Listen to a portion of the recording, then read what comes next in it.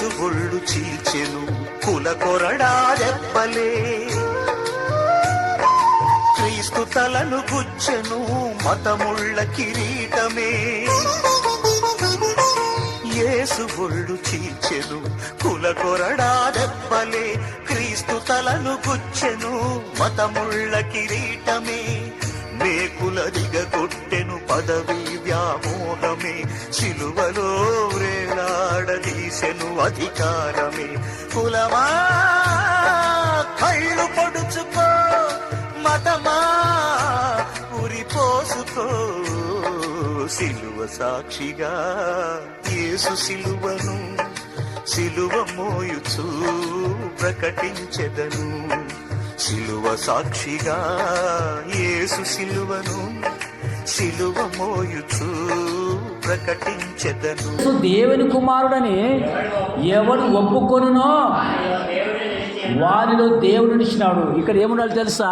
యేసు plus యేసు పక్కన comma ఉండాలి. కొన్ని గ్రీకు అరమాకి కొన్ని బైబిల్లో చూస్తాము. అట్లా ఒక్కొక్కడక్కడ అక్షర దోషాలు ఉంటాయి. కొన్ని చోట్ల ఇంద్రవనస్సు చక్రవామన కాడ కొన్ని మిస్టేక్స్ ఉంటాయి. ఇక్కడ యేసు ప్లస్ కామా సుఖాన్ని ఉండాలి. యేసు దేవుని కుమారుని ఎవడు ఒప్పుకొనునో వారిలో దేవుడు. ఏ దేవుడు? ఏసా యెహోవా కదా. అందు గురించి చూసినట్లయితే ఇక్కడ వచనం అర్థమవుతుంది. మనకి ఏమన్నా అర్థమవుతుంది? దేవుడు నిలిచెను, వాడు దేవుని యందు ఉన్నాడు. యా దేవుడు? తండ్రి అని దేవుడిలో ఉన్నాం మనం. ఆయన ఈ లోకానికి పంపించేటువంటి క్రీస్తు కదా. అందుని బట్టే పంపించాడు తండ్రి అని దేవుడు. మనం ఏమని విశ్వసించాలా? తండ్రి ఉన్నాడు, కుమారుడు ఉన్నాడు, పరిశుద్ధాత్మ, ముగ్గురు వ్యక్తులు ఉన్నారు కదా.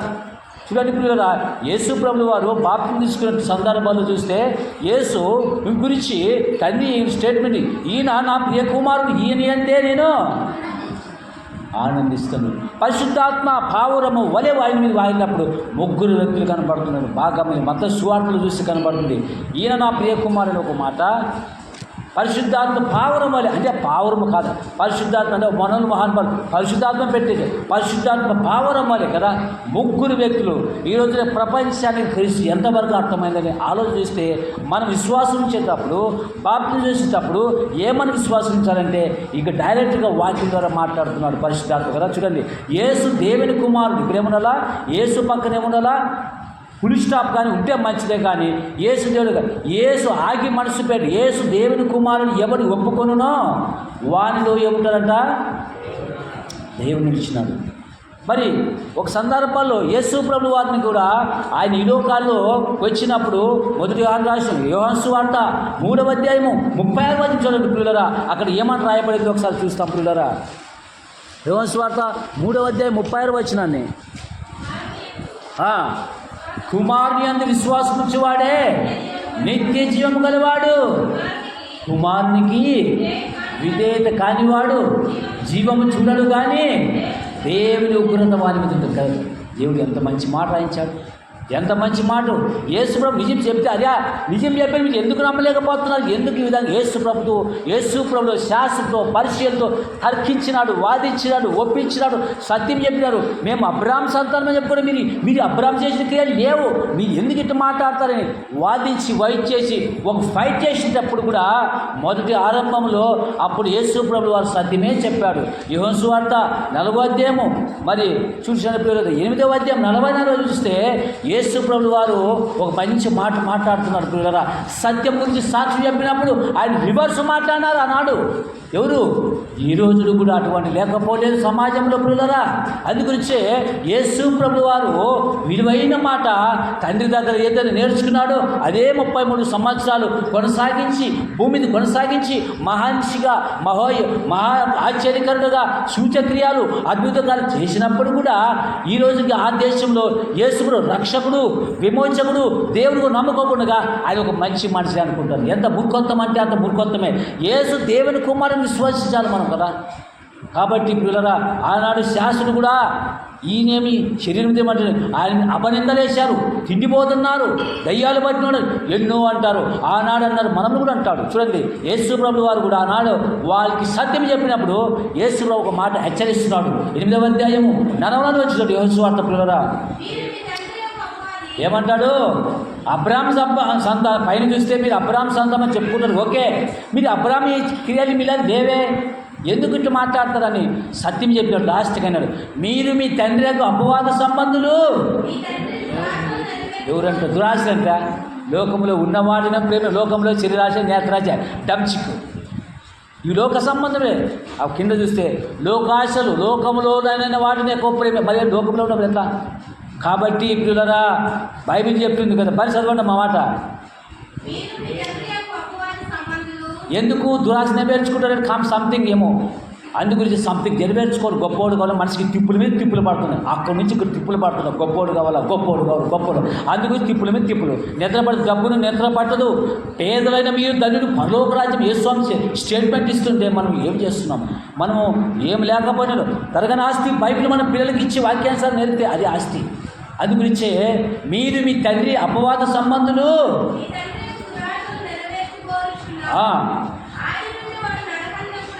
నరహంతకుడయుండి సత్యము నిలిచిన వాడు కాడు. వాని యందు సత్యం ఉందా లేదా? ఇక్కడ దేవునికి స్తోత్రం, హల్లెలూయా. సత్యమే క్రీస్తు. అందుగురించే యేసు ప్రభుల వారు ఏమైనా నేర్చుకున్నాడు. దానికి 33 సంవత్సరాలు యజ్ఞమడ. ఈ ప్రపంచంలో ఎవరు చేయలేరు, రాలేరు కదా. అందుగురించే యేసు దేవుని కుమారుని విశ్వసించి పాపం తీసుకోవాలా. డైరెక్ట్గా ఆయన ఈయనని కాదు, యేసు దేవుని కుమారుని విశ్వసించాలా. అందుగురించే యేసు ప్రభు ఆనాడు చెప్పాడు అని గ్రహించలేదు. వారు వినకమని చెప్పాయంట. యేసుగారు చెప్పాడు, కుట్టి సాకులు చెప్పి కారణాలు చెప్పి చప్పించుకోవాలనుకున్నారు. కానీ యేసుగారు పోయి చెప్పు, వారు వినకపోయిన చెప్పు. అదే మార్కు సువార్త 16 నుండి మీరు సర్వలోకానికి వెళ్ళి సత్యాన్ని, అంటే నీతి బోధని, పునరుత్థానమును యేసుక్రీస్తు లోకానికి ఎవరు ప్రకటించాలా? మీరే కదా. ఎవరు వారు చేస్తారు, వీళ్ళు చేస్తారు, వారు చేస్తారని కాదు.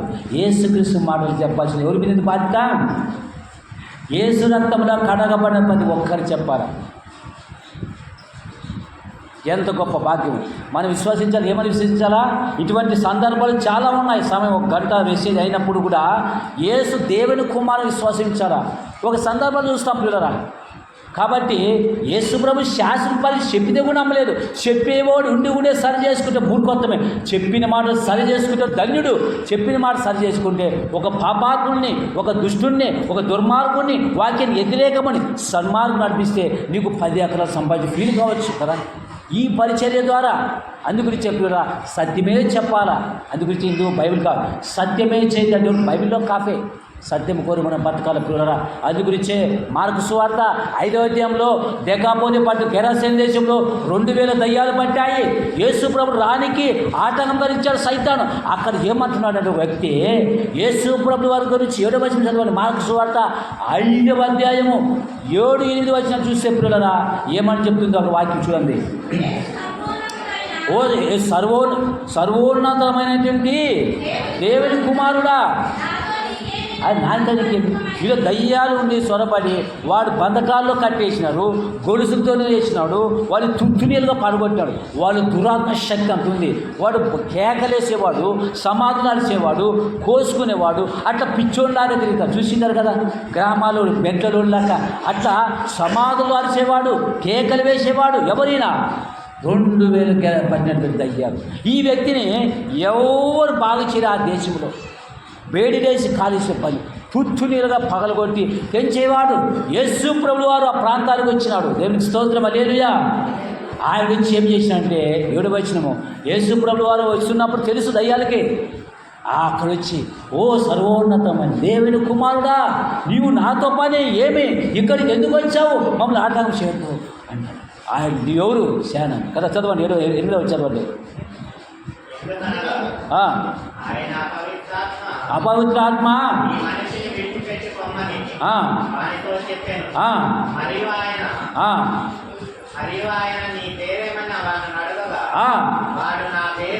సేన.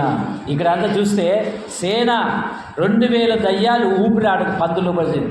ఆ ప్రాంతంలో వెలివేసి ఇక్కడి నుంచి వెళ్ళిపోయాను ధోనికి. అయ్యా నేను నీతో వస్తాను అన్నాడు. బాగా బావులో వాళ్ళకి మెంటలో ఆ దింభ్రాంతి పోయినారు ఆ ప్రాంతంలో వాళ్ళు. ఈయనైనా కాదన్నాడు. బట్టలు కట్టుకొని మంచికి వచ్చి ఒక మనిషిని తీర్చిదిద్దే మనిషి ఎవరు? ప్రపంచ ముక్తి ప్రదాత క్రీస్తు ఒక్కడే. దేవునికి స్తోత్రం, హల్లెలూయా. ఆయన్ని ఎంతోమంది బైబిల్ మార్చింది, వాక్యం మార్చింది. ఈరోజు నీవు నేను ఈ స్థితిలో అంటే దేవుని కృప. ఒకప్పుడు మూతికి ముందు వెనక దెబ్బ కట్టేవాళ్ళు ఈరోజు దేవుని దయవాళ్ళు ఒక అంబేద్కర్ని పుట్టించి మంచి మానవత్వాన్ని ఇప్పించినంటే దేవుడు ఎవరిని ఏ టయానికి ఎవరిని పుట్టించుకోరు కదా. ఈ ఊరికి ఎక్కడో ఉండాల్సిన సార్ నాగరాజు సార్ ఈ కుటుంబంలో ఇది చూసి పెట్టారంటే అది కూడా దేవుని కృప. ఎక్కడో ఉండాల్సిన మనము ఎక్కడో చీకట్లో ఉన్న మనసుల్ని ఈ స్థితిలో ఉన్నామంటే దేవుని కృప. మనం ఎవరు తెలుసా? యేసు రక్తంలో కడగబడిన ప్రతి ఒక్కరం కాబట్టి ఆయన సొత్తు, ఆయన చేతులు సాధనంగా పడగల. సత్యమేదో అసత్యమేదో సత్యం కలిగి బతకాలి. ఎప్పుడు రాలిపోతామో, ఎప్పుడు జారిపోతున్నామో, ఎప్పుడు కనుమూస్తామో తెలియదు. సత్యమే పలకాల. అదే సత్యం కొరకు సత్యమే మేము స్వసంధం చేస్తుంది కదా. యేసు ప్రభువు వారు చెప్తున్నాడు. యోహాను సువార్త 14:5-6 చూస్తే యేసు చెప్పాను ఏమని చెప్తున్నాడు? అందుగురించి చెప్పినరా సత్యమే క్రీస్తు ఒక్కడే. యేసు దేవుని కుమారుని బాప్తిసుకోవాలా? యేసు సర్వోన్నతమైనటువంటి దేవుని కుమారుని మా దయ్యాలు పట్టినోడికి ఆలోచన మనకి అజ్ఞానవంతుడికి ఉందా లేదా? దయ్యాలు పట్టినోడు ఆలోచిస్తాడు. దేవుడు అన్నాడా? దేవుని కుమారుడు అన్నాడా? యెహోవాయే యేసు అన్నాడా? ఆయన సజీవుడైనటువంటి ఆయన దేవుని కుమారుడు అని చెప్పాడు. సర్వోన్నతమైన దేవుని కుమారుడు. ప్రియులారా, మనం నమ్మకం ఎలా నమ్మకం ఉంది? ఏమని విశ్వసిస్తున్నాము? ఏ విధంగా ఫాలో అవుతున్నాము? అందుగురించే దేవాది దేవుడు తన ప్రియ కుమారుని వాళ్ళు పంపించాడంటే ఇందులో దేవుడు దేవుడు. చదవండి ఏమని చెప్పాలి? యోహాను సువార్త 14:6 చెప్పారు కదా. నేనే మార్గము, నేనే సత్యము, నేను నా ద్వారా తప్ప ఎవడు తండ్రి యొద్దకు రాడు. అంటే యేసుప్రభు అంటున్నాడు, ఎంత తగ్గించుకున్నాడు కదా. యేసుప్రభు వారు యెహోవా యేసు వేసుకొని వచ్చారు. చాలామంది చెప్తారు అది మీరు పరిశోధన. చాలామంది యెహోవా యేసు వేసుకో ఏసారి వేసేవాడు కాదు యేసుప్రభు. ఆయన లోకరక్షకుడు, ఆయన ఇష్టంగా బతికేవాడు. యెహోవా తన ప్రియ కుమారుని పంపించాడు. అందుగురించి కదా దయ్యాల పట్టుడి స్టేట్మెంట్ ఇచ్చాడు. సర్వోన్నతమైన దేవుని కుమారుడా ఇది నాకు. అందుగురించే ప్రియులారా, బైబిల్ గ్రంథంలో అదే యోహాను సువార్త మరి ఆ బైబిల్ గ్రంథంలో 17:3 చదవండి. ఆయన యొక్క చిత్తాన్ని జరిగించడానికి యేసు ప్రభువు వారు ఈ లోకానికి ఎలా వచ్చారు చూడండి. యోహాను సువార్త చూడండి ప్రియులారా, 17:3 చదవండి ప్రియులారా. నీవు పంపినా యేసుక్రీస్తును ఎరుగుటయే నిత్య జీవము. పునరుత్థానమే జీవముని నా యందు చనిపోయిన తిరిగి లేస్తాడు. ఓకే, ఎంత మాట. అసలు యేసు ప్రభువు లేపింది ఎవరు తెలుసా? అపోస్తల కార్యములు 2:32 చేస్తాడు. ఆయన పంపింది కూడా తండ్రి దేవుడే కదా. అందుగురించే అపోస్తల కార్యములు 2:32 యేసు ప్రియమైనటువంటి ఈ ప్రపంచంలో మనందరికీ మించిన దేవుని కుమారుడు ఓన్లీ ఒకే ఒక యేసు దేవుని కుమారుని విశ్వాసం ఉంచాలా. ఆయన దైవత్వంలో ఉన్నాడు ప్రియులారా. తండ్రి ఉన్నాడు, కుమారుడు ఉన్నాడు, పరిశుద్ధాత్మ, ముగ్గురు వెళ్తున్నారు. ముగ్గురు పని విషయంలో ఏకదాటిగా నడిపించారు ప్రియులారా. చూడండి ఏం చెప్పారు, చదవండి. ఈ యేసు అక్కడ పాయింట్ ఉందో లేదా? ఈ యేసును యేసు కాదు కదా, ఈ యేసును ఉందా? యేసు ఉంది అక్కడ. ఈ యేసును దేవుడు లేపాను ఇందుకు సాక్షి. ఎంత మంచి మాట. సర్వాధికారం తండ్రి చేత ఇవ్వబడింది యేసు ప్రభువు వారికి. ఆయన యేసుని ఇందుకు సాక్షి అంట. కాబట్టి అందుగురించే బైబిల్ గ్రంథంలో చూస్తే ఈ యేసును అనే కొన్ని చోట్ల పాయింట్ అంటే బైబిల్ కరెక్ట్ కానీ పక్కన చూసినప్పుడు ఫిల్టెక్స్లు కొద్దిగా కామాలు కొన్ని పోయింటాయి. ఆయన్ని కొన్ని మనము ఆగి ఆలోచించి చదవాలి. అందుగురించే ఇక్కడ బైబిల్ గ్రంథంలో మొదటి రాసిన పత్రిక ఆయన 4వ అధ్యాయంలో కూడా 10వ వచనంలో కనపడుతుంది పిల్లలారా. 10వ వచనంలో కనపడుతుంది ఏమని? 10వ వచనం చూడండి. మొదటి రాసిన పత్రిక 4వ అధ్యాయం 10వ వచనం కనపడుతుంది ఏముందో. అక్కడ ఈ యేసును దేవుడు లేపాను ఎందుకో ఎవరంటే సాక్షులు. యేసు ప్రభువు లేపింది ఎవరు లేపారు? యేసు లేచాడా? ఎవరు లేపారా అంటే ఇక్కడ బైబిల్ వాక్యం నీటికి చెప్పింది. కానీ యేసు ప్రభువు వారు సర్వాధికారం ఇవ్వబడింది. ప్రపంచంలో ఏ మనిషి చేయలేడు అటువంటి గొప్ప కార్యాలు చేసాడు యేసు ప్రభు. చివరికి ప్రాణం పెట్టేటువంటి లోకరక్షకుడైన అందుని బట్టి తనకి ఇష్టంగా బతికాడు. తండ్రికి తనకి ఇష్టంగా బతికినందుకే ఈరోజు మనకు ముంగూర్తిగా ఉన్నాడు. మాదిరికరమైన జీవితం ఇచ్చాడు. చూడండి 4వ అధ్యాయము 10వ వచనం చూడండి పిల్లలారా. 10వ వచనం చూడండి. మనము దేవుని ప్రేమించడం అని కాదు కానీ ఆ, ఆ, తన కుమారుని పంపెను. ఇందులో దేవుని ప్రేమ ఉంది. దేవునికి స్తోత్రములు కదా, ప్రేమ కదా. కుమారుని పంపాడు. ఎవరు పంపారు? ఆయన వచ్చాడా, పంపబడ్డాడా? ఒక మాట చెప్పాలంటే అపోస్తులు ఉన్నారు. మొట్టమొదటి అపోస్తుల కింద పంపబడిన వాడు అని కూడా చెప్పవచ్చు. అప్పటి అపోస్తులు ఉన్నారు 12 మంది. ముందు అపోస్తుల కంటే ముందు యేసు ప్రభువు వారు మరి తండ్రి చేత అక్కడి నుంచి రావడం జరిగింది. వచ్చాడా ఆయన మరియ గర్భంలోకి వచ్చి మనందరి నిమిత్తము ఆయన మన పాపం నిమిత్తం ఎగ్రమణ మనందరి పాప దోషాన్ని ఎవరి మీద పంపారంటే యెషయా గ్రంథం 57వ అధ్యాయము చూస్తే ఎవరు మోసుకున్నారు? తండ్రి మోసుకున్నాడా, కుమారుడు మోసుకున్నాడా? యెషయా గ్రంథం చూస్తే ప్రియులారా వాక్యము యెషయా గ్రంథం 53వ అధ్యాయము 6వ వచనం చూడండి ఏముందో. కాబట్టి ఆయన ఏం చేశాడనే మాట కనబడుతుంది ప్రియులారా. ఎందుకంటే యేసు ప్రభువు వారు విశ్వాసం ఉంచినప్పుడు ఆయన సజీవుడైనటువంటి దేవుని మాటలు మనం గ్రహిస్తున్నాం ప్రియులారా. చూడండి యెషయా గ్రంథం 53వ అధ్యాయము 53:7.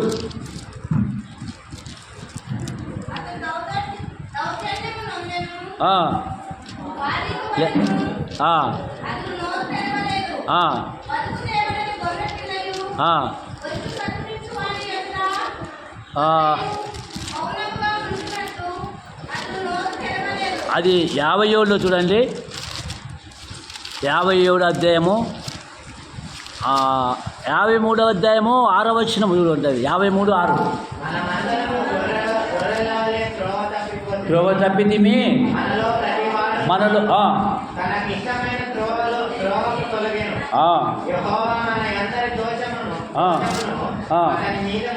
అతని మీద మోపబడిను.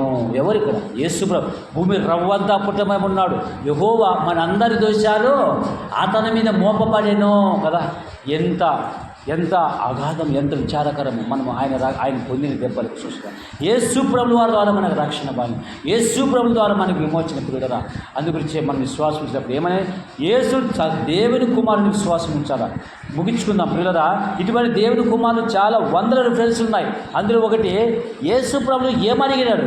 మార్కు సువార్త, మత్తయి సువార్త 16వ అధ్యాయము మరి 13వ వచనం చూస్తే వాక్యం చెప్తుంది ప్రియులరా. అక్కడ యేసు ప్రభువు లేపినట్టుగా ఉంది, అక్కడ యేసు ప్రభువును పంపినట్టుగా ఉంది, ఆయనకి సర్వాధికారం ఇవ్వనట్టుగా ఉంది. మరి దయ్యాలు పడ్డటువంటి వాడు ఆ బాగానే సర్వోన్నత దేవుని కుమారుడా అని స్టేట్మెంట్ ఇచ్చినప్పుడు అక్కడ స్వస్థపరిచాడు, బాగు చేశాడు, ఆయన పరివర్తన చేశాడు. బాగు చేసిన వ్యక్తి యేసు ప్రభు. మొట్టమొదటి ఆయన ఆశ్చర్యకరుడు. నన్ను మనందరూ చేశాడంటే దేవుని కృప. ఈరోజు ప్రపంచానికి చాలామంది అర్థం లేనగా ఆయన ఈయన ముగ్గురు ఒకటి అని ఆయన రాంగురులో ఉండడం, అది కానీ తప్పు మార్గంలోనికి ఉండవాడిని సన్మార్గం నడిపించే బాధ్యత ప్రతి ఒక్కరికి ఉంది చుట్టూ. అందుగురించి మత్తయి సువార్త 16వ అధ్యాయము 13వ వచనం చదవండి ప్రియులారా.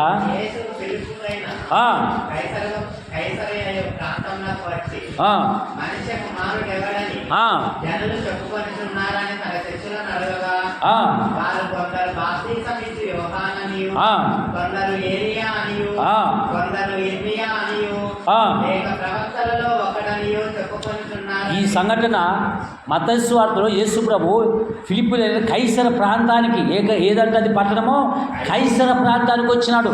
అక్కడ యేసు ప్రభు వచ్చినప్పుడు ఎవరితో కలిసినాడు? విజిటింగ్ చేసినాడు, దర్శించినాడు. మీ ఇల్లుకి ఎవరైనా సేవకుడు దర్శిస్తారు. ఓ పేతురు గారితో వచ్చి ఈ ప్రాంతంలో నా గురించి ఏమని చెప్తున్నావు చెప్పు.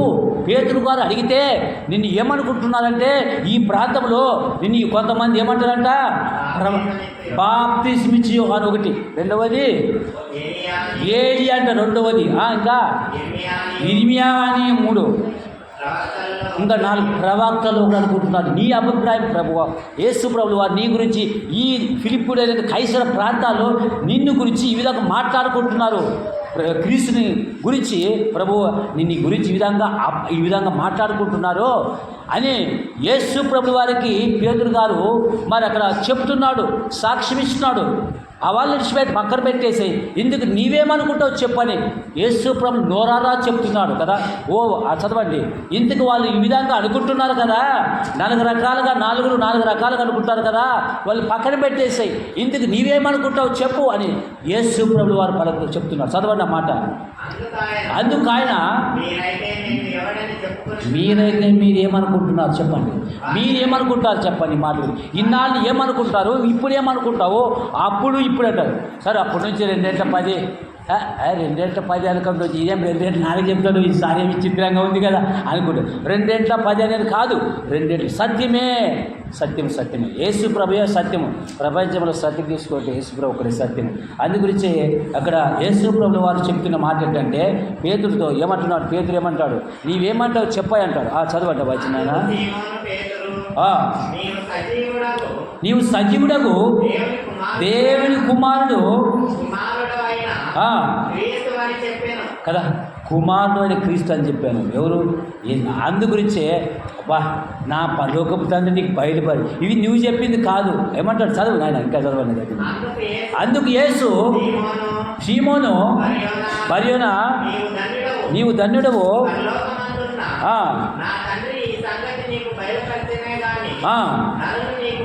నరునికి ఈ సంగతులు నాకు బయలుపరచు. ఎవరు? నా తండ్రి, పరలోకపు తండ్రి నీకు బయలుపరిచి తప్ప ఈ సంగతులు బయలుపడు. అందుకే పరలోక లాక్ష్యం ఆయనకి ఇచ్చేసినాడు. నువ్వు ఏది బంధిస్తావో అదే బంధిపడిన మాట కింద కనబడుతుంది. ఈ మాటను చూస్తే పేతురు గారు స్టేట్మెంట్ ఏమి ఇచ్చాడు? పేతురు గారు యేసు ప్రభువుకి ఏం స్టేట్మెంట్ ఇచ్చాడు? వారు చెప్పింది కరెక్ట్ అన్నాడా? లేదు. నీవు సజీవుడైన దేవుని కుమారుడు అప్పుడు అన్నాడు యేసు ప్రభు, నువ్వు కరెక్ట్గా చెప్పి మెచ్చుకున్నాడు యేసుస్వామి. యేసుస్వామి మెచ్చుకొని ఏమన్నాడు, మంచిదే, నా పరలోకపు తండ్రి నీకు ఈ సంగతులు బయలుపరిచే తప్ప నువ్వు పలకో పేతురు అని స్టేట్మెంట్ ఇచ్చాడు. తండ్రి ఉన్నాడు కదా, కుమారుడు ఉన్నాడు కదా, పరిశుద్ధాత్మ, ముగ్గురు వ్యక్తులున్నారని బైబిల్ గ్రంథం చేస్తున్నారు. అందుగురించే మరి మనం కూడా యేసు విశ్వాసం ఉంచేటప్పుడు ఏమని సృష్టించాలంట? యేసు దేవుని కుమారుడని, యేసు దేవుని కుమారుడని ఎవరు ఒప్పుకుంటారో వారిలో దేవుడు నిలిచినాడనే మాట కనబడుతుంది.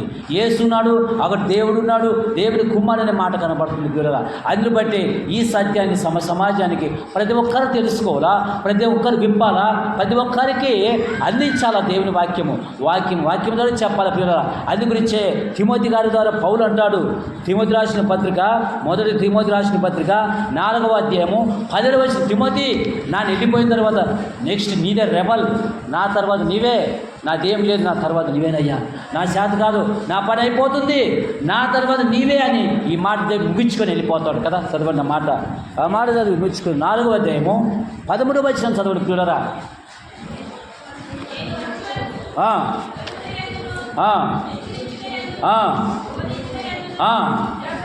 మరి చదవండి వచ్చిన నేను వచ్చే వరకు 1 చదువుట యందును, 2 హెచ్చరించిన యందును, బోధించిన యందును జాగ్రత్తగా ఉండాలా. యేసు రక్తంలో కడగబడిన ప్రతి ఒక్కరూ ఏం చేయాలంటే, అదే బాప్తిస్కున్నాను, బలం చేశాను, నా పని కాదు, నీవు కూడా ఆయన పునరుత్థానం ప్రకటించాలంట.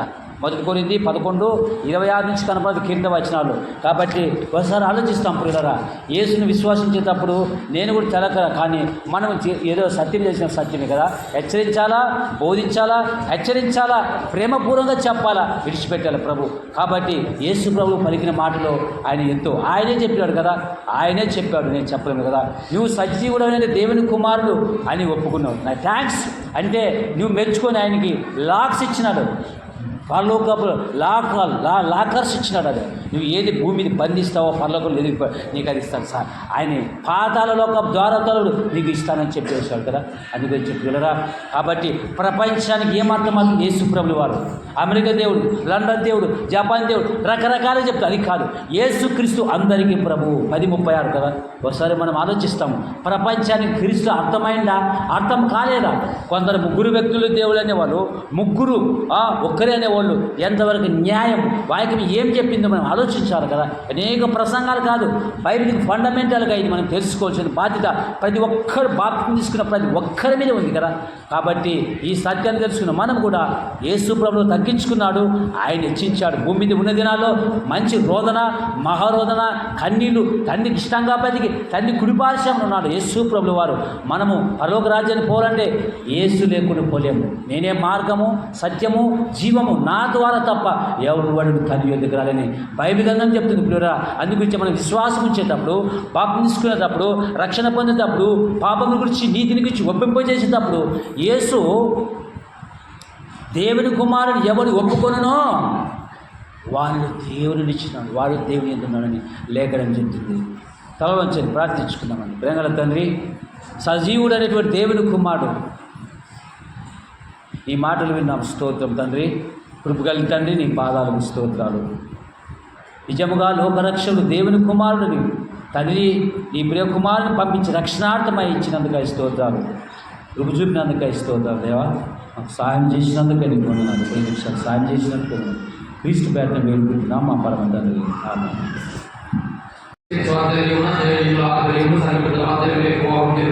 యేసు ఒళ్ళు చీల్చెను కుల కొరడా దెబ్బలే, క్రీస్తు తలను గుచ్చెను మతముళ్ళ కిరీటమే. యేసు ఒళ్ళు చీల్చెను కుల కొరడా దెబ్బలే, క్రీస్తు తలను గుచ్చెను మతముళ్ళ కిరీటమే. మేకుల దిగగొట్టెను పదవి వ్యామోహమే, సిలువలో వేలాడదీసెను అధికారమే. కులమా కళ్ళు పొడుచుకో, మతమా ఉరిపోసుకో, సిలువ సాక్షిగా యేసు సిలువను సిలువ మోయుచు ప్రకటించెదను. సిలువ సాక్షిగా యేసు సిలువను సిలువ మోయుచు ప్రకటించెదను.